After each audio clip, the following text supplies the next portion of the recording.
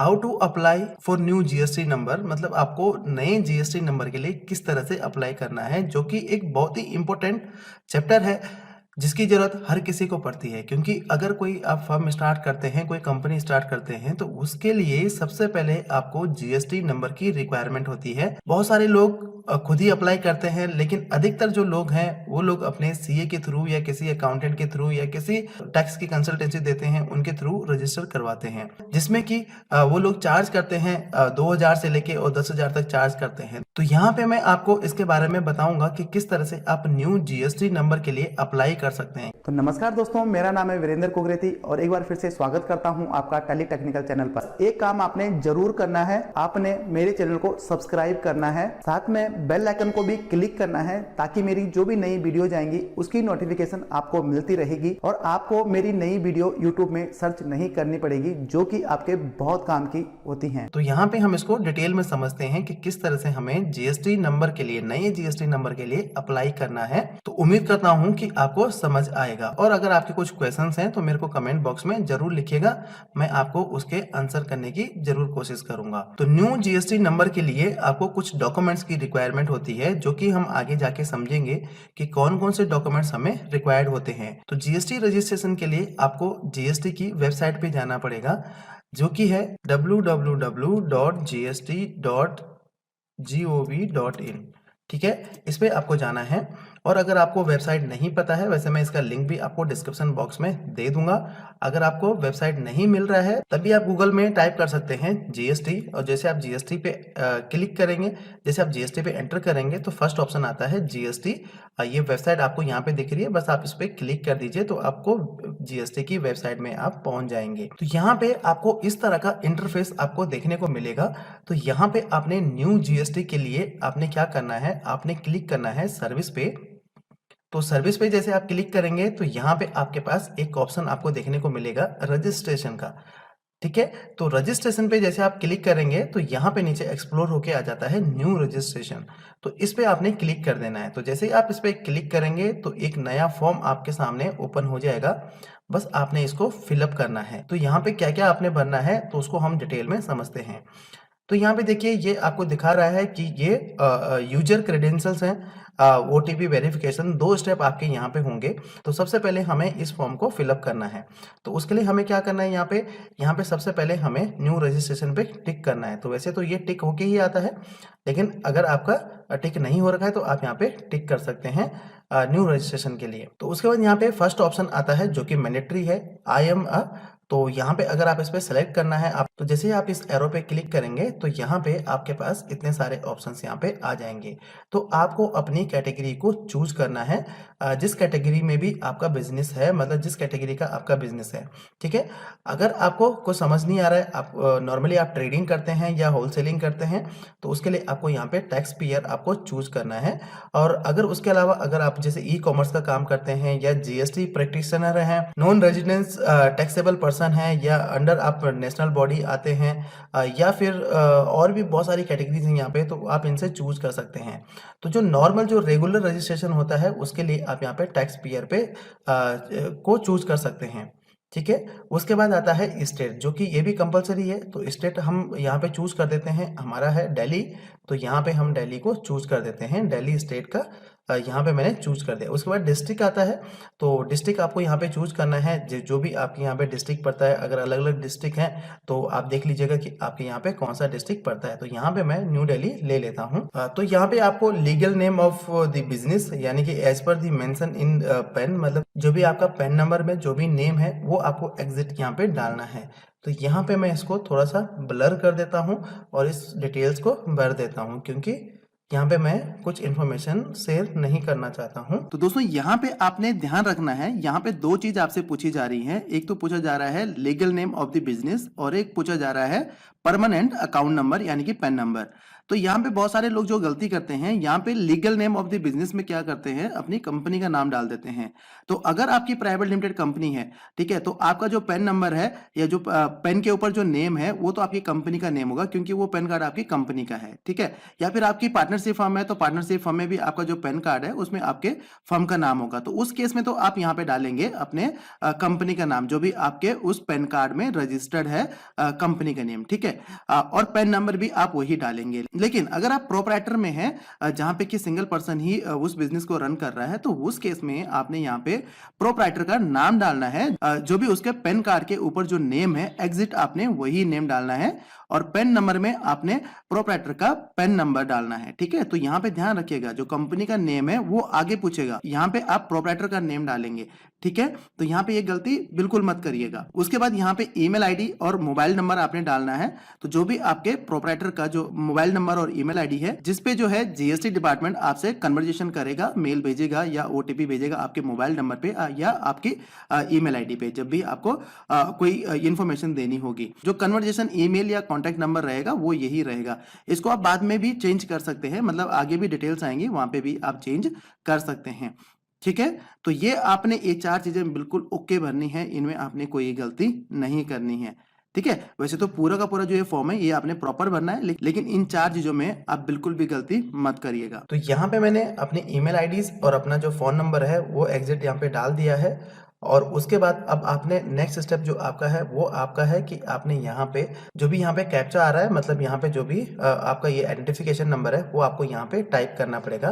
तो ये मैं यहाँ पे टाइप कर देता हूँ। ये करने के बाद आपको यहाँ पे कुछ और नहीं डालना है, बस इतना आपने अपनी इन्फॉर्मेशंस यहाँ पे पंच कर देनी है। तो ये जो मैं रजिस्ट्रेशन कर रहा हूँ ये मैं प्रोप्राइटर फर्म का रजिस्ट्रेशन कर रहा हूँ, ठीक है। तो मैं इसको प्रोसीड कर देता हूँ यहाँ पे। तो प्रोसीड पे मैंने क्लिक कर दिया। क्लिक करने के बाद थोड़ा सा यहाँ पे प्रोसेस होगा और अब मेरे मोबाइल नंबर पे और ईमेल आईडी पे ओटीपी यहाँ पे आ जाएगा। यहाँ पे वेरिफिकेशन के लिए डालना पड़ेगा, ठीक है। तो यहाँ पे मैं ओटीपी डाल देता हूँ, जो भी मेरे मोबाइल में ओटीपी आया है। तो यहाँ पे मैंने ओटीपी पंच कर दिया है, जो भी मेरे मोबाइल नंबर में ओटीपी आया था और जो मेरी ईमेल आईडी में ओटीपी आया वो मैंने यहाँ पे पंच कर दिया। अब मैं इसको आगे प्रोसीड कर दूंगा, ठीक है। तो यहाँ पे मैं प्रोसीड पे क्लिक कर देता हूँ और क्लिक करने के बाद में अब यहाँ पे देखिए एक जो है दूसरा पेज मेरे पास यहाँ पे ओपन हो जाएगा। थोड़ा सा प्रोसेस लेगा। तो यहाँ पे देखिए you have successfully submitted part A for the registration process, ठीक है। तो ए पार्ट आपका कंप्लीट हो चुका है। यूर टेम्परेरी रेफरेंस नंबर यानी कि टीआरएन आपका यहाँ पे जनरेट हो चुका है, ठीक है। तो ये टीआरएन हमारा यहाँ पे जनरेट हो चुका है। तो यहाँ पे देखिए यहाँ पे दिखा रहा है using this TRN you can access the application from my save application and submit on GST portal. Part B of the application from need to be completed within 15 days, मतलब आपको 15 डेज के अंदर ये एप्लीकेशन आपका process हो जाना चाहिए। अगर ये प्रोसेस नहीं होता है, आप इन डिटेल्स को वेरीफाई नहीं करते हैं, अपनी डिटेल्स को सही ढंग से सबमिट नहीं करते हैं, तो उसके बाद ये ऑटोमेटिकली रिजेक्ट हो जाएगा। तो इसको मैं यहाँ से प्रोसीड कर देता हूँ। तो प्रोसीड में देखिए अब मेरे को यहाँ पे क्या करना है, यहाँ पे मेरे को लॉगिन करने के लिए अभी तो आप जीएसटी पोर्टल को लॉगिन नहीं कर सकते क्योंकि आपका जीएसटी नंबर अभी अलॉट नहीं हुआ है, अभी आपने डिटेल्स नहीं डाली हैं। अब आपको क्या करना है, यहाँ पे आपको जो टीआरएन नंबर अभी हमारा जनरेट हुआ है उसको आपको यहाँ पे एंटर करना पड़ेगा, जो कि आपके पास मेल के थ्रू भी आपके पास आता है और जो अभी आपको यहाँ पे शो भी कर रहा था। तो यहाँ पे हम क्या करते हैं, टीआरएन नंबर यहाँ पे ले लेते हैं, मतलब टेम्परेरी रेफरेंस नंबर। तो यहाँ पे मैंने टीआरएन नंबर डाल दिया है। उसके बाद मेरे को यहाँ पे जो ये कैप्चा है ये यहाँ पे वापस से एंटर करना पड़ेगा। तो ये हमारा 501091, ठीक है। तो ये मैंने डाल दिया। अब मैं इसको प्रोसीड कर दूंगा। तो जैसे हम इसको प्रोसीड करेंगे तो यहाँ पे प्रोसीड करने के बाद आपको आपके मोबाइल नंबर पे और आपकी ईमेल आईडी पे एक ओटीपी आएगा, जो कि हमें यहाँ पे डालना पड़ेगा, जो कि एक लॉगिन ओटीपी है, वन टाइम पासवर्ड है। तो वो हम यहाँ पे डाल देते हैं। तो ये मैंने यहाँ पे टाइप कर दिया है और अब मैं इसको प्रोसीड कर देता हूँ। तो प्रोसीड करने के बाद अब यहाँ पे देखिए आपके पास ये जो आपका लॉगिन हो जाएगा और लॉगिन होने के बाद यहाँ पे आपको सारी डिटेल्स यहाँ पे पंच करनी पड़ेंगी, ठीक है। तो ये हमारा आ गया कि भाई आपका जो क्रेडिट डेट है, क्रेडिट कब आपने क्रिएट किया है, आज की डेट आ गई। फॉर्म नंबर आ गया आपका GST registration 01 and form declaration आ गया application for new registration. Expiry कब है, 24 तारीख से पहले पहले हमें ये यहाँ पे सबमिट करना पड़ेगा। ठीक है, तो उसके बाद हम क्या करते हैं, ये अभी ड्राफ्ट में है तो यहाँ पे एक्शन में क्लिक करेंगे। एक्शन में क्लिक करने के बाद एक फॉर्म हमारे पास यहाँ पे ओपन हो जाएगा। तो ये फॉर्म हमारा यहाँ पे ओपन हो चुका है। तो यहाँ पे आप देखिए ये सारी डिटेल्स आपको यहाँ पे प्रॉपरली फिलअप करनी पड़ेंगी। जैसे कि यहाँ पे देखिए सबसे पहले आप क्लिक करेंगे बिजनेस डिटेल में, तो बिजनेस डिटेल ऑटोमेटिकली यहाँ पे ओपन होके आ रहा है। तो यहाँ पे हमें कुछ डिटेल्स यहाँ पे डालनी पड़ेंगी। ठीक है, तो यहाँ पे मेरा पैन नंबर आ रहा है, उसका नेम क्या है वो आ रहा है यहाँ पे। PAN date is not available, तो ये यहाँ पे ऐसे ही आएगा।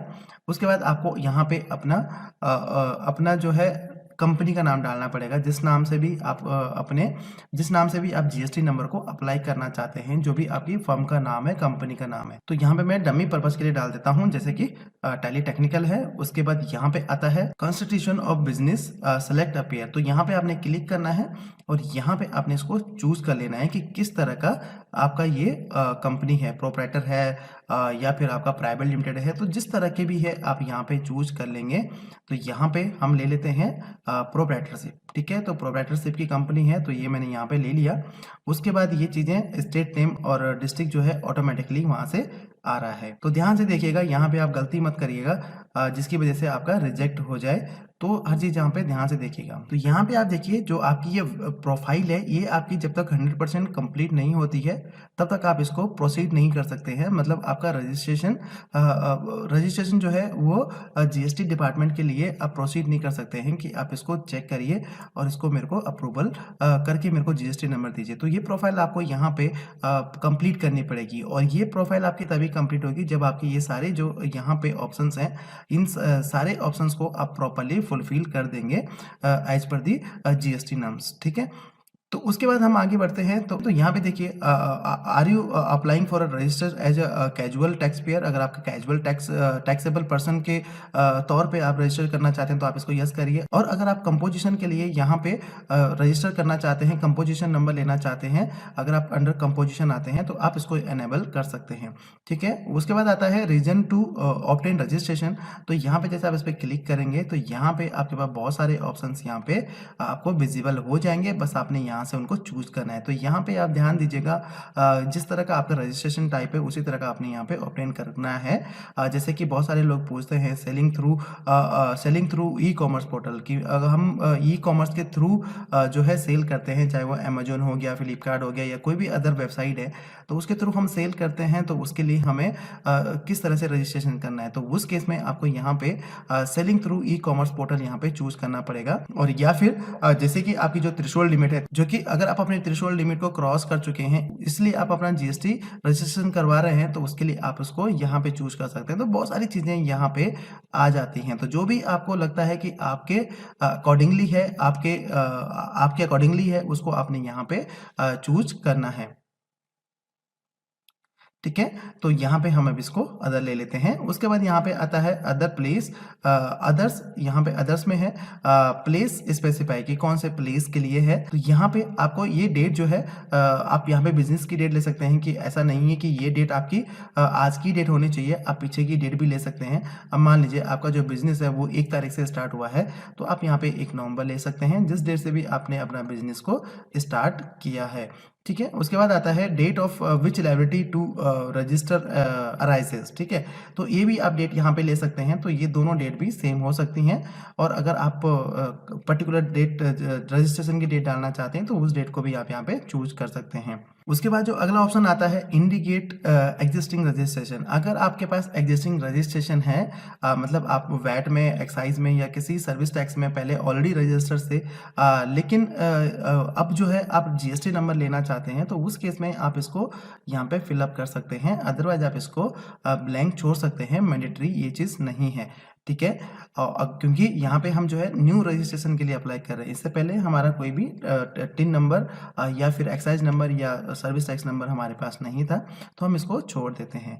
तो उसके बाद हमें क्या करना है, हमें यहाँ पे इसको जो है, तो यहाँ पे हमें क्या करना है, हमें इसको यहाँ पे सेव एंड कंटिन्यू पे क्लिक कर देना है। ठीक है, सेव एंड कंटिन्यू पे क्लिक करने के बाद आपको यहाँ पे आगे बढ़ना है। तो ये सेव हो गया, तो ये सेव हो रहा है, अब ये आगे बढ़ चुका है। तो हमारा जो फर्स्ट पार्ट है जो कि बिजनेस डिटेल है, ये हमारी यहाँ पे जो है फिलअप हो चुकी हैं। यहाँ पे देखिए प्रोफाइल देखिए 40% हमारा जो यहाँ पे कंप्लीट हो चुका है। अब हम आगे हैं सेकेंड पार्ट में, प्रोमोटर एंड पार्टनर्स। तो यहाँ पे हमें जो है अपने प्रोमोटर एंड पार्टनर्स की जो है यहाँ पे डिटेल्स डालनी है, मतलब बिजनेस पर्सन की डिटेल डालनी है जिसके नाम पे आप रजिस्ट्रेशन ले रहे हैं। ठीक है, तो यहाँ पे सारी डिटेल्स आपने यहाँ पे फिलअप कर देनी है। यहाँ पे फर्स्ट नेम हो गया, जो भी आपका फर्स्ट नेम है, तो यहाँ पे आपका फर्स्ट नेम हो गया, यहाँ पे आपका मिडिल नेम हो गया, और यहाँ पे आपने जो है लास्ट नेम डाल देना है। नेम ऑफ द फादर, जो भी आपके फादर का नेम है, मतलब जो भी आपका प्रोप्राइटर, जैसे हमारा प्रोप्राइटर है तो इसके जो फादर का नेम है वो यहाँ पे आ जाएगा, उनके फादर का जो है मिडिल नेम यहाँ पे आ जाएगा, लास्ट नेम यहाँ पे आ जाएगा। डेट ऑफ बर्थ आ जाएगी, जो भी उसकी डेट ऑफ बर्थ है तो वो आपकी यहाँ पे आ जाएगी। मोबाइल नंबर आ जाएगा और ईमेल आईडी आ जाएगा, जो कि आपने पहले भी डाला था वही आप यहाँ पे रख सकते हैं। अदरवाइज आप चेंज करना चाहते हैं कि कोई ऑफिशियली पर्सनल, जैसे कि पहले आपने ऑफिशियली डाली थी जो कि जीएसटी नंबर के लिए काम करेगी, तो यहाँ पे आप चेंज कर सकते हैं। यहाँ पे पर्सनल जो पर्टिकुलर इस पर्सन की पर्सनल ईमेल आईडी और पर्सनल फ़ोन नंबर है वो भी आप यहाँ पे डाल सकते हैं। उसके बाद आते हैं मेल है या फीमेल है, तो यहाँ पे आप मेल फीमेल यहाँ पे डाल सकते हैं। अगर मेल है तो मेल डाल सकते हैं, फीमेल है तो फीमेल डाल सकते हैं। तो उसके बाद उनका जो है जीएसटी, उसके बाद यहाँ पे टेलीफोन नंबर, जैसे कि कोई लैंडलाइन नंबर है तो वो आप यहाँ पे डाल सकते हैं। उसके बाद आते हैं आइडेंटिटी एंड इन्फॉर्मेशन। तो यहाँ पे जो फर्स्ट ऑप्शन आ रहा है वो आ रहा है एंटर डेजिग्नेशन। तो यहाँ पे आप डेजिग्नेशन डाल दीजिए, जैसे कि प्रोप्राइटर है तो प्रोप्राइटर है, तो डायरेक्टर है तो डायरेक्टर, तो इस तरह से आप यहाँ पे डाल सकते हैं। तो यहाँ पे प्रोप्राइटर का हम डाल देते हैं, प्रोप्राइटर हम डाल देते हैं। और जो सेकेंड ऑप्शन यहाँ पे आ रहा है डायरेक्टर इन्फॉर्मेशन, मतलब जो डिन नंबर, जो आपका डिन नंबर है तो डिन नंबर के लिए, तो ये डायरेक्टर के लिए ही होगा जो कि प्राइवेट लिमिटेड कंपनी है, और वहाँ पे डिन नंबर अप्लाई होता है। क्योंकि जब कोई कंपनी रजिस्टर्ड होती है तो उससे पहले एमसीए में डिन नंबर अप्लाई होता है, तो यहाँ पे आपको डिन नंबर डालना पड़ेगा। तो डिन नंबर हमारे पास है नहीं क्योंकि हमारी प्रोप्राइटरशिप कंपनी है। ठीक है, are you citizen of India, तो ये देखिए, ये आप ध्यान से देखिएगा, are you citizen of India, मतलब आप इंडिया के सिटीजन हैं या नहीं है, कहीं बाहर के तो नहीं है, फॉरेन कंट्री के एनआरआई तो नहीं है। ठीक है, तो यहाँ पे ये इंडियन है, तो इंडियन जो प्रोप्राइटर है वो इंडियन है, तो इसको हम यहाँ पे टिक कर देंगे। उसके बाद पेन नंबर आ जाता है, तो पेन नंबर ये ऑटोमेटिकली पिक कर देता है। यहाँ पे पासपोर्ट नंबर अगर आपके पास है वो डाल सकते हैं, मैंडेटरी नहीं है। आधार नंबर, यहाँ पे अभी आपको ये आधार नंबर के लिए नहीं आएगा, वो आगे आपको पूछेगा। ठीक है, तो उसका जो भी यहाँ पे एड्रेस है, जो भी प्रोप्राइटर का एड्रेस है, वो सब आपको यहाँ पे डालना पड़ेगा, प्रॉपर यहाँ पे एड्रेस आपको फिलअप करना पड़ेगा। ठीक है, उसके बाद आता है डॉक्यूमेंट अपलोड। डॉक्यूमेंट में क्या क्या चीज़ें आ जाती हैं, जैसे कि upload photograph of person while inform has been given below. ठीक है, तो यहाँ पे आपको जो फोटोग्राफ है, फोटोग्राफ आपको यहाँ पे पासपोर्ट साइज फोटो आपको यहाँ पे अपलोड करना पड़ेगा। ठीक है, जो जिसका साइज जो है आपका होना चाहिए 100 KB से, मैक्सिमम 100 KB होना चाहिए या 100 KB से कम होना चाहिए, और जो कि जेपीजी फॉर्मेट में होना चाहिए। ओनली जेपीजी फॉर्मेट ही यहाँ पे अलाउ करेगा। ठीक है, उसके बाद आता है other information, also authorise signature. तो यहाँ पे देखिए, यहाँ पे अदर इन्फॉर्मेशन में आल्सो ऑथराइज सिग्नेटरी, अगर ऑथराइज सिग्नेटरी सेम है, जो प्रोप्राइटर है वही ऑथराइज सिग्नेटरी है, तो यहाँ पे आप इस ऑप्शन को यस कर देंगे। ठीक है, ये सारी चीज़ें भरने के बाद आप यहाँ पे सेव एंड कंटिन्यू पे क्लिक कर देंगे, और सेव एंड कंटिन्यू पे क्लिक करने के बाद जो ये आपका है, ये भी आपका प्रोफाइल आपकी उतनी कंप्लीट हो जाएगी। ठीक है, ये सारी चीज़ें आ जाएंगी। तो जैसे कि यहाँ पे आपका ऑथराइज सिग्नेटरी है, तो अभी देखिए मैंने ये वाली जो विंडो है ये मैंने अभी सेव नहीं की है, मतलब प्रोमोटर ऑब्लिक पार्टनर्स का ये विंडो मैंने सेव नहीं किया था, क्योंकि यहाँ पे देखिए मैं अगर इसको यस कर दूंगा, उसके बाद सेव एंड कंटिन्यू कर दूंगा, क्योंकि अभी मेरे पास प्रॉपर डिटेल नहीं है, तो अभी मैं इसको थोड़ी देर में करूँगा, लेकिन आपको समझाने के लिए मैं सारी चीज़ें बता रहा हूँ। तो यहाँ पे अदर इन्फॉर्मेशन, जैसे मैं इसको क्लिक कर दूंगा, सेव एंड कंटिन्यू कर दूंगा, तो उसके बाद यहाँ पे ये ऑप्शन हमारा हाईलाइट नहीं होगा, मतलब ये जो हमारा जो प्रोफाइल परसेंटेज है वो हमारा बढ़ जाएगा। उसके बाद आ जाता है ऑथराइज रिप्रेजेंटेटिव, तो इस पर आप क्लिक करेंगे तो ये जो है ऑथराइज रिप्रेजेंटेटिव कौन है, तो ये अलग तो कोई नहीं होगा। Do you have any authorise representative, मतलब जो ऑथराइज, जैसे कि आपका यहाँ पे ऑथराइज सिग्नेटरी अगर आप अलग बनाना चाहते हैं, जैसे कि यहाँ देखिए प्रमोटर एंड पार्टनर्स में यहाँ पे जो लास्ट में एक ऑप्शन आता था, इसको अगर आप नो रखेंगे तो ये दो दो ऑप्शन जो है आपके पास यहाँ पे हाईलाइट होके आएंगे। अगर आपका ऑथराइज सिग्नेटरी अलग है और ऑथराइज रिप्रेजेंटेटिव अलग है, ठीक है, तो ये दो आपके पास यहाँ पे आएंगे। अगर ऑथराइज सिग्नेटरी आपने सेम कर दिया कि पार्टनर जो है ऑथराइज सिग्नेटरी है, नीचे आपने अदर इन्फॉर्मेशन में उसको यस कर दिया, तो फिर आपके पास ये वाला ऑप्शन यहाँ पे नहीं आएगा।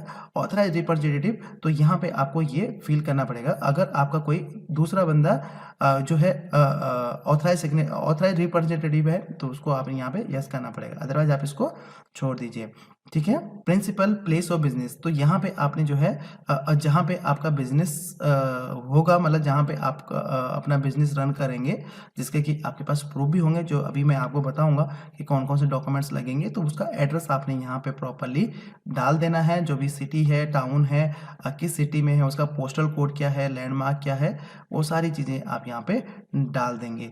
और उसके बाद यहाँ पे उस पर्टिकुलर एरिया का जो कमिश्नरेट है या फिर डिवीज़न है या रेंज है वो क्या है, तो उसको आप यहाँ पे, अगर आपको नहीं पता कि कहाँ का है, तो आप यहाँ पे क्या करिए, लिंक पे क्लिक करिए।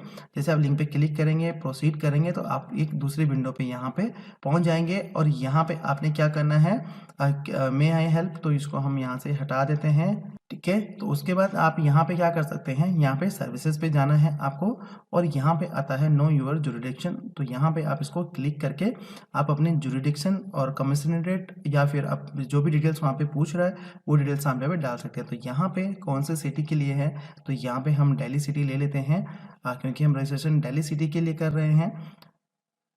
तो जैसे हम इस पर क्लिक करेंगे, क्लिक करने के बाद ये थोड़ा सा प्रोसेस लेगा और ये आगे बढ़ेगा।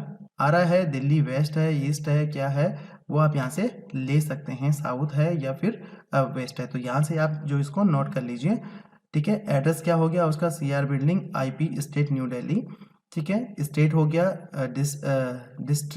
डिस्ट्रिक्ट हो गया न्यू दिल्ली, पिन कोड हो गया, फ़ोन नंबर हो गया, फैक्स हो गया। तो यही चीज़ जो है, जैसे कि जोन हो गया, जोन कौन सा है, दिल्ली का है, ठीक है। जोन कोड भी आपका यहाँ पे आ रहा है। नॉर्मली जैसे हम दिल्ली पे क्लिक करते हैं यहाँ पे, और क्योंकि एक ही जोन है तो जोन में यहाँ देखिए, यहाँ जुरिडिक्शन दिखा रहा है, कमिश्नरी कोड दिखा रहा है और कमिश्नरेट दिखा रहा है। नॉर्थ का क्या है, साउथ का क्या है, ईस्ट का क्या है, तो ये सारी चीज़ें आपको यहाँ पे दिखाएगा। इवन पिन कोड वाइज भी दिखाएगा कि कौन से पिन कोड का कहाँ पे और किस तरह से, कौन से पिन कोड का कहाँ पे है, वो ईस्ट में आता है, वेस्ट में आता है, नॉर्थ में आता है, उसका डिवीज़न क्या है, उसका कमिश्नरेट क्या है और उसका कमिश्नरेट कोड क्या है या फिर उसका जोन क्या है, तो ये सब आपको यहाँ पे देखने को मिलेगा। बस यही आपने जो है यहाँ पे डाल देना है, और उसके बाद आपने यहाँ पे अपनी जो कॉन्टैक्ट डिटेल्स हैं वो आपने बिजनेस की यहाँ पे डाल देनी है। अगर आपने पहले गलत डाल दी हैं तो आप यहाँ पे भी चेंज कर सकते हैं, आपके पास ऑप्शन है, ठीक है। ऑफिस का अगर कोई लैंडलाइन नंबर है तो वो आप यहाँ पे डाल सकते हैं। उसके बाद यहाँ पे देखिए nature of possession of premise, मतलब आपके जो बिजनेस, जहाँ पे आप बिजनेस कर रहे हैं, प्रेमिसेस है, उसका किस तरह से, किस तरह का वो प्रेमिस है, आपने उसको लीज पे लिया है, रेंट पे लिया है, आपका अपना है, तो वो आपको यहाँ पे डालना पड़ेगा। अगर आपका अपना है, या हम डाल देते हैं रेंटेड है, ठीक है, जो हमारा ऑफिस है वो रेंटेड है, या फैक्ट्री है या ऑफिस है रेंटेड है, तो उसके लिए आपको कौन कौन से डॉक्यूमेंट्स यहाँ पे लगेंगे, ठीक है। तो यहाँ पे आपको लिस्ट हो जाएगा कि कौन कौन से डॉक्यूमेंट्स आपके लगेंगे उस पर्टिकुलर ऑफिस के, उस पर्टिकुलर प्लेस के, ठीक है, जहाँ पे आप अपना ऑफिस खोलना चाह रहे हैं या जहाँ पे आपका ऑफिस है। तो यहाँ पे इसमें से कोई एक आपको यहाँ पे देना पड़ेगा। तो यहाँ पे आपको क्या करना पड़ेगा, जैसे रेंटेड है तो रेंटेड के लिए नॉर्मली क्या होता है, रेंट एग्रीमेंट या लीज एग्रीमेंट बनता है, तो यहाँ पे आप वो चूज कर लीजिए। और उसके बाद यहाँ पे आपने क्या करना है, जो आपका जो रेंट एग्रीमेंट है, रेंट एग्रीमेंट आपको यहाँ पे चूज कर लेना है, मतलब आपको PDF में होना चाहिए। यहाँ पे देखिए फाइल विद PDF और JPG फॉर्मेट में होना चाहिए, इसी में अलाउ है, और जिसका साइज है 2 MB से कम होना चाहिए, ठीक है। ज़्यादा से ज़्यादा 2 MB या 2 MB से कम होना चाहिए, तो उसको आप यहाँ पे ब्राउज करके आप यहाँ पे चूज कर लीजिएगा और यहाँ पे अटैच कर लीजिएगा, ठीक है। अगर आपका ओन है, मतलब आपका अपना प्रेमाइसेस है, तो यहाँ पे आप क्या करेंगे, ओन चूज कर लेंगे और यहाँ पे इलेक्ट्रिसिटी बिल या ओनरशिप, लीगल ओनरशिप डॉक्यूमेंट्स या ये आप यहाँ पे ले सकते हैं। तो जैसे कि अधिकतर रेंटेड होते हैं, तो रेंटेड में आप यहाँ पे रेंट एग्रीमेंट या ये लीज एग्रीमेंट यहाँ पे चूज कर सकते हैं, ठीक है। उसके बाद आता है nature of business activity being carrying out at above mention premises. तो इस प्रीमिसेस में आप किस तरह की एक्टिविटी करेंगे, मतलब आपका जो रजिस्ट्रेशन है किस तरह का रहेगा, ठीक है। अब यहाँ पे अगर आपका रिटेल बिजनेस है तो रिटेल बिजनेस ले सकते हैं, लीजिंग बिजनेस है तो लीजिंग बिजनेस ले सकते हैं। तो जिस तरह का भी आपका बिजनेस है, जिस तरह का भी काम इस पर्टिकुलर जीएसटी नंबर के बिहार पे आप करेंगे तो वो आप यहाँ पे चूज कर लेंगे, ठीक है। आप सप्लाई ऑफ सर्विसेज हैं या फिर होलसेलर हैं या क्या हैं, वो आप यहाँ पे चूज करेंगे। अब एडिशनल प्लेस ऑफ बिजनेस, अगर आपका एडिशनल जो एड्रेस है जहाँ से मान लीजिए ये आपका ऑफिस है, ठीक है, जो आपने यहाँ पे फिल किया है वो आपका ऑफिस है, लेकिन आप बिजनेस किसी अपने वेयर हाउस से या अपने किसी दूसरे लोकेशन से भी ऑपरेट करते हैं तो उसके लिए आपको ये एनेबल करना पड़ेगा। लेकिन अगर आप सेम एक ही ऑफिस है आपका जिसमें कि आप जीएसटी रजिस्ट्रेशन नंबर ले रहे हैं वहीं से आप ऑपरेट करेंगे तो उसके लिए आपको इसको यस करने की जरूरत नहीं है, ठीक है। तो ये होगी, ये डिटेल्स आपने यहाँ पे डाल देनी है। उसके बाद आता है एडिशनल प्लेस ऑफ बिजनेस। अगर आपने वो ऑप्शन यस किया है जो अभी मैंने आपको बताया तो आप इसको चूज कर सकते हैं, अदरवाइज आप इसको छोड़ दीजिएगा, ठीक है। उसके बाद आता है गुड्स एंड सर्विस। तो यहाँ पे गुड्स एंड सर्विस में जैसे आप क्लिक करेंगे तो यहाँ पे आपको HSN चूज करना पड़ेगा, मतलब कमोडिटीज, ठीक है। तो अपनी आइटम्स की कमोडिटी, किस तरह की आइटम्स की डील करेंगे आप यहाँ पे, तो यहाँ पे आपने ये चूज कर लेना है कि किस तरह की गुड्स की कमोडिटी आप यहाँ पे रखना चाहते हैं। गुड्स के लिए हो गया और सर्विस के लिए हो गया। अगर आप सर्विस के लिए भी टॉप 5 आपने यहाँ पे चूज करनी है। अगर आपकी एक है तो एक चूज करिए, दो हैं तो दो चूज करिए, 5 है तो 5 चूज करिए। तो जिस तरह का भी आपका कमोडिटी है, HSN कोड है, वो आप यहाँ पे चूज कर लीजिएगा, पंच कर लीजिएगा, ठीक है। उसके बाद आप यहाँ पे सेव एंड कंटिन्यू करेंगे। तो जैसे आप ये सारी डिटेल्स यहाँ पे फिलअप करते जाएंगे तो ये जो आपकी प्रोफाइल है ये आपकी बढ़ती जाएगी, ठीक है। और जब तक ये 100% पे नहीं आती है तब तक जो है ये प्रोसीड के लिए नहीं आएगा, मतलब proceed to applicable, proceed to apply के लिए नहीं आएगा, जिसमें कि प्रोसीड करने के बाद आपके मोबाइल नंबर पे EBC के लिए नहीं आएगा, मतलब इलेक्ट्रॉनिक वेरिफिकेशन के लिए एक OTP आता है तो उसके लिए नहीं आएगा, ठीक है। तो ये सारी चीज़ें आपने यहाँ पे ओके कर देनी है। उसके बाद आता है आधार ऑथेंटिकेशन। तो यहाँ पे आपको आधार को वेरीफाई करना पड़ेगा, जो भी आपका आधार है तो वो आपको यहाँ पे वेरीफाई करना पड़ेगा, ठीक है। वेरीफाई करने के लिए क्या होगा, आपके मोबाइल पे OTP जाएगा, यहाँ पे जो भी आपने मोबाइल नंबर यहाँ पे प्रोप्राइटर का जो भी मोबाइल नंबर आपने यहाँ पे रजिस्टर किया है, जो कि डिटेल्स में डाला है, उसमें आप प्रोसीड करेंगे। मोबाइल नंबर पे जो रजिस्टर्ड मोबाइल नंबर होगा आधार में, उस पर OTP आएगा, वो OTP आप यहाँ पे डालेंगे तो आधार पे आपका वेरीफाई हो जाएगा, ठीक है। उसके बाद आते हैं वेरिफिकेशन में। तो वेरिफिकेशन में देखिए यहाँ पे कुछ चीज़ें अभी यहाँ पे हाईलाइट नहीं हो रही हैं, ये तभी होंगी जब तक कि आप पीछे की डिटेल्स को वेरीफाई नहीं करते हैं। तो ये सब प्रोसेस करने के बाद आप अपने प्रोसीड करने के बाद आप या तो DSC के थ्रू आप इसको वैलिडेट करेंगे। जैसे आप प्रोसीड पे क्लिक करेंगे तो आप DSC के थ्रू इसको प्रोसेस हो जाएगा आपका DSC लगाने के साथ ही। उसके बाद अगर आप DSC के थ्रू नहीं करते, EVS मतलब इलेक्ट्रॉनिक वेरिफिकेशन के थ्रू करना चाहते हैं तो आपके मोबाइल नंबर पे OTP आएगा, उसके थ्रू आप उसको प्रोसेस कर पाएंगे। तो इस तरह से आप अपने GST रजिस्ट्रेशन को कर देंगे। अब जैसे आपने ये प्रोसेस कर दिया, प्रोसेस करने के बाद आपको जो मिलेगा वो आपकी मेल पे आ जाएगा ARN नंबर, एक्नॉलेजमेंट नंबर। फिर आप उसको चेक कर सकते हैं। तो उसको आप चेक कैसे करेंगे, तो उसके लिए आपको क्या करना पड़ेगा, यहाँ पे आपने जाना है सर्विस पे कि वो जो रजिस्ट्रेशन है वो पास हुआ है, वो अप्रूव हुआ है या नहीं हुआ है, तो उसका क्या स्टेटस है। तो उसके लिए आपने यहाँ पे सर्विस पे क्लिक करना है, उसके बाद रजिस्ट्रेशन पे और ट्रैक स्टेटस पे, ठीक है। ट्रैक स्टेटस करेंगे तो यहाँ पे देखिए, यहाँ पे आपको इस तरह की विंडो देखने को मिलेगी। आपने अपना ARN नंबर डालना है, सर्च करेंगे तो आपको स्टेटस दिखा देगा ये आपका अप्रूव्ड हुआ है या नहीं हुआ है। वैसे आपके पास मेल पे भी नोटिफिकेशन आ जाता है कि आप ये अप्रूव हो गया है और आपका GST नंबर ये है। अगर आपकी इससे रिलेटेड कोई क्वेरी है दोस्तों तो आप मुझे कमेंट बॉक्स में कमेंट करिए, मैं जरूर आपके क्वेश्चंस के आंसर देने की पूरी कोशिश करूंगा। जब फर्स्ट टाइम आप करेंगे तो हो सकता है थोड़ा सा आपको हेजिटेशन रहेगी, तो थोड़ा सा आप 1-2 वीडियोस को देख के आप ये चीज़ आराम से कर पाएंगे। अगर कोई चीज़ आपको समझ नहीं आ रही है तो गूगल में सर्च करिए, वहां से आप समझ जाएंगे, ठीक है। क्योंकि इससे आप अपने पैसे जरूर बचा लेंगे, 2000, 5000, 10,000 रुपए आप अपने आराम से बचा लेंगे। ये प्रोसेस इतना आसान है, सारा ऑनलाइन प्रोसेस है। मुझे नहीं लगता कि इस छोटे से काम के लिए हमें 5000, 10,000 किसी को देने की जरूरत है। तो ये आप खुद ट्राई करिए, ठीक है। ज्यादा से ज्यादा क्या होगा, रिजेक्शन होगा ना, फिर भी अगर आपको लगता है कि यार वो जो रिजेक्शन आया है क्यों आया है, उसमें भी अगर आप थोड़ा सा आप नॉलेज रखते हैं तो रिजेक्शन में स्पेशली लिखा होता है उस नोटिस में कि भाई आपका जो रिजेक्शन हुआ है वो इस वजह से हुआ है, इस डॉक्यूमेंट्स को, इस चीज़ को आप प्रॉपरली क्लियरिफाई करिए। तो वापस से आप उसको दोबारा से क्लियरिफाई करके वो फिर आपका दोबारा से प्रोसेस में चला जाता है, फिर उसमें जीएसटी ऑफिसर आपको रिप्लाई देगा। ठीक है, तो इस तरह से आप इसको चेक कर सकते हैं। फिर भी अगर आपको लगता है कि नहीं भाई ये मैं नहीं कर सकता हूँ, तो उसके बाद आप किसी को दीजिए और फिर भी कंपेयर करिए जो आपसे सबसे कम पैसा ले। तो दोस्तों अब बात कर लेते हैं कि जीएसटी रजिस्ट्रेशन के लिए डॉक्यूमेंट्स क्या क्या रिक्वायर्ड होते हैं। तो यहाँ पे अलग अलग रजिस्ट्रेशन के लिए अलग अलग डॉक्यूमेंट्स रिक्वायर्ड होते हैं। जैसे कि सबसे पहला है डॉक्यूमेंट्स रिक्वायर्ड फॉर इंडिविजुअल, मतलब अगर प्रोप्राइटर फर्म के लिए अगर आप जीएसटी रजिस्ट्रेशन करवा रहे हैं, जीएसटी रजिस्ट्रेशन के लिए अप्लाई कर रहे हैं, तो उस केस में आपके पास क्या क्या डॉक्यूमेंट्स होने चाहिए। तो इसमें सबसे पहला आ जाता है पैन कार्ड, कि प्रोप्राइटर का पैन कार्ड होना चाहिए, प्रोप्राइटर का आधार कार्ड होना चाहिए, अगर ट्रेड नेम रजिस्टर्ड करवा रखा है तो ट्रेड नेम आ जाएगा। तो उसके बाद अगर आपका प्रीमिसेस जो है, आपका ऑफिस है, वो अगर आपका रेंटेड है तो उसके लिए लीज एग्रीमेंट या रेंट एग्रीमेंट आपका यहाँ पे रिक्वायर्ड होगा। साथ ही साथ no objection certificate of landlord, अगर आपका रेंटेड है तो जो आपका लैंडलॉर्ड है उनको नो ऑब्जेक्शन सर्टिफिकेट भी इशू करना पड़ेगा। ठीक है, तो ये नॉर्मली आप एक पेपर पे लेके और आप साइन करवा सकते हैं नो ऑब्जेक्शन सर्टिफिकेट पे। ठीक है, तो ये पहले रिक्वायर्ड नहीं था और ये हर जगह रिक्वायर्ड भी नहीं होता है, लेकिन ये डॉक्यूमेंट आपके पास होना चाहिए। जो जीएसटी ऑफिसर है वो इसके लिए रिक्वायर्ड कर सकता है कि जैसे दिल्ली जैसे सिटी में है तो ये चीज की रिक्वायरमेंट आज की डेट में पड़ती है। उसके बाद इलेक्ट्रिसिटी बिल आपका होना चाहिए, जो इलेक्ट्रिसिटी बिल है उसकी कॉपी आपके पास होनी चाहिए। पासपोर्ट साइज फोटोग्राफ प्रोप्राइटर का होना चाहिए।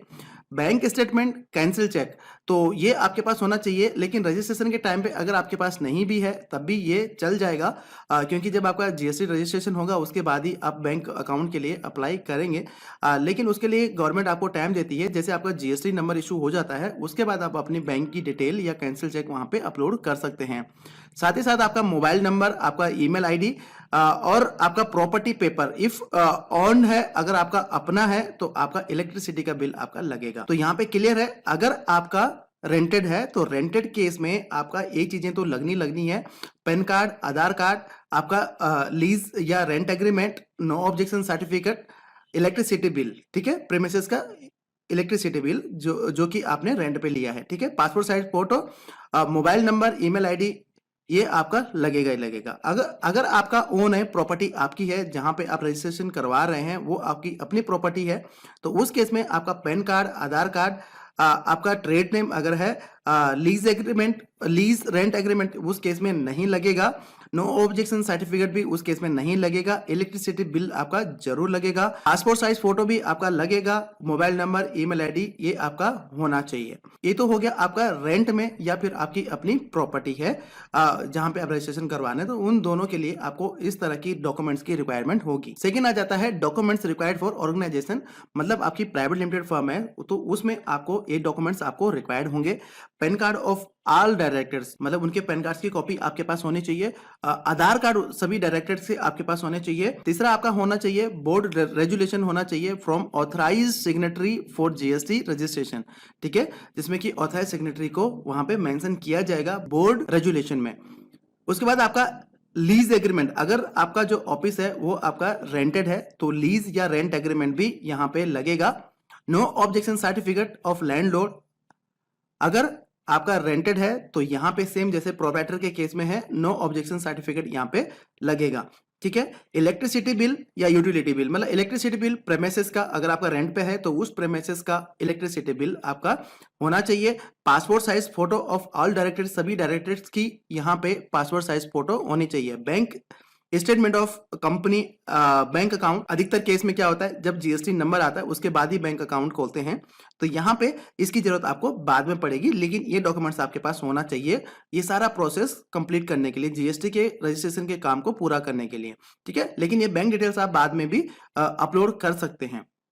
Mobile number of all directors, सभी डायरेक्टर्स के मोबाइल नंबर होने चाहिए, सभी डायरेक्टर्स की ईमेल आईडी होनी चाहिए। साथ ही साथ एमओए, जो आपका एमसीए से जो एमओए निकलता है, मेमोरेंडम ऑफ एसोसिएशन, तो ये आपके पास होना चाहिए आर्टिकल ऑफ एसोसिएशन, ठीक है। एमओए ये ओ ए एमओए ये ओ या सीओए ये आपके पास होना चाहिए, ठीक है। साथ ही साथ आपके पास डिन नंबर होना चाहिए, सभी डायरेक्टर्स के डिन नंबर होने चाहिए। तो इसका मतलब साफ है कि जीएसटी रजिस्ट्रेशन से पहले एमसीए में डिन के लिए अप्लाई करना पड़ेगा, ठीक है। उसके बाद आपका एमसीए होना चाहिए। एमसीए मतलब मिनिस्ट्री ऑफ कॉर्पोरेशन अफेयर्स का डाटा, मतलब उसका जो डॉक्यूमेंट्स है वो आपके पास होना चाहिए फ्रंट पेज। उसके बाद आपके पास डीएससी होना चाहिए, डीएससी डिजिटल सिग्नेचर सर्टिफिकेट आपके पास होना चाहिए, ठीक है। उसके बाद अदर कंपनी रजिस्ट्रेशन सर्टिफिकेट, अगर कोई और रजिस्ट्रेशन सर्टिफिकेट है कंपनी के तो वो भी आपके पास होने चाहिए। तो इन सब की कॉपी, इन सब की सॉफ्ट कॉपी आपके पास होनी चाहिए, क्योंकि इन सब की रिक्वायरमेंट वहां पे आपको पड़ने वाली है जीएसटी रजिस्ट्रेशन के लिए। उसके बाद तीसरा आ जाता है डॉक्यूमेंट्स रिक्वायर्ड फॉर ऑर्गेनाइजेशन, मतलब आपकी पार्टनरशिप अगर फॉर्म है तो उसके लिए आपको क्या क्या डॉक्यूमेंट्स रिक्वायर्ड होते हैं। Pan card of all partners, जितने भी उस फर्म में पार्टनर्स हैं उन सबके पैन कार्ड्स अवेलेबल होने चाहिए, सॉफ्ट कॉपी आपके पास होने चाहिए। उनके आधार कार्ड्स आपके पास होने चाहिए। बोर्ड रेजुलेशन होना चाहिए authorise signatory for GST registration, तो ये भी आपके पास होना चाहिए। पार्टनरशिप डीड होनी चाहिए। लीज एग्रीमेंट या रेंट एग्रीमेंट, अगर वो जो प्रेमिसेस है वो अगर लीज पे है या रेंट पे है तो उसके लिए आपको लीज एग्रीमेंट या रेंट एग्रीमेंट आपके पास होना चाहिए। एनओसी होना चाहिए अगर रेंट पे है, तो सेम जैसे कि इससे पहले वाले प्रोप्राइटर के केस में या फिर प्राइवेट लिमिटेड के केस में जो डॉक्यूमेंट्स रिक्वायर्ड होते हैं ऑलमोस्ट सारी चीजें यहाँ पे वही रिक्वायर्ड है। एनओसी आपको चाहिए, इलेक्ट्रिसिटी बिल चाहिए, passport size of photograph of all partners, जैसे डायरेक्टर के केस में सभी डायरेक्टर्स के फोटोग्राफ्स जो है आपके पास होने चाहिए। वैसे ही यहाँ पे पार्टनर्स के भी आपके पास होने चाहिए। ऐसे ही बैंक स्टेटमेंट है, बैंक स्टेटमेंट ऑफ ऑर्गेनाइजेशन, ये आप बाद में भी अपडेट कर सकते हैं। Mobile number of all directors, email ID of all directors, ये आपके पास होनी चाहिए। Partnership registration certificate issue by state government, तो ठीक है, तो ये भी आपके पास होना चाहिए। साथ ही साथ आपके पास डीएससी भी होना चाहिए जो भी ऑथराइज सिग्नेटरी है, ठीक है दोस्तों। तो न्यू जीएसटी रजिस्ट्रेशन के लिए इस तरह के डॉक्यूमेंट्स की रिक्वायर्ड आपको होगी। जब आप वहां पे अपनी सारी डिटेल्स पंच करेंगे, जब आप पूरा फॉर्म फिलअप करेंगे, वहां पे सारी डिटेल्स आप डालेंगे, तो ये सारे डॉक्यूमेंट्स, ये सारी चीजें आपको वहां पे चाहिए होंगी। ऐसा नहीं कि ये सारी चीजें चाहिए ही चाहिए, यहाँ पे कुछ ऑप्शनल्स में डाली गई हैं, लेकिन इनमें से किसी भी डॉक्यूमेंट्स का अगर आपका रिजेक्शन आता है, लेकिन इनमें से किसी भी डॉक्यूमेंट्स का जीएसटी ऑफिसर आपसे रिक्वायर्ड कर सकता है अगर वो आपके एप्लीकेशन से सेटिस्फाई नहीं है। अगर आप मेट्रो सिटी में हैं तो मेट्रो सिटी में आपको थोड़ा सा ज्यादा डॉक्यूमेंट्स की रिक्वायरमेंट पड़ती है, वहां पे थोड़ा स्ट्रिक्टनेस ज्यादा होती है। लेकिन आप T2 T3 में हैं तो T2 T3 में इस तरह की रिक्वायरमेंट, ज्यादा डॉक्यूमेंट्स की रिक्वायरमेंट नहीं होती है। वहां पे गवर्नमेंट खुद ही लोगों को इंक्रीज करती है कि आप आइए यहाँ पे बिजनेस करिए, तो आपको कोई दिक्कत नहीं आएगी। तो उम्मीद करता हूं कि आपको ये अच्छे से समझ आया होगा। कहीं पे अगर आपके कोई क्वेश्चंस हैं तो प्लीज मुझे कमेंट बॉक्स में कमेंट करिए, मैं पूरी कोशिश करूंगा कि आपको उसका एक एक आंसर आपको दे दूं।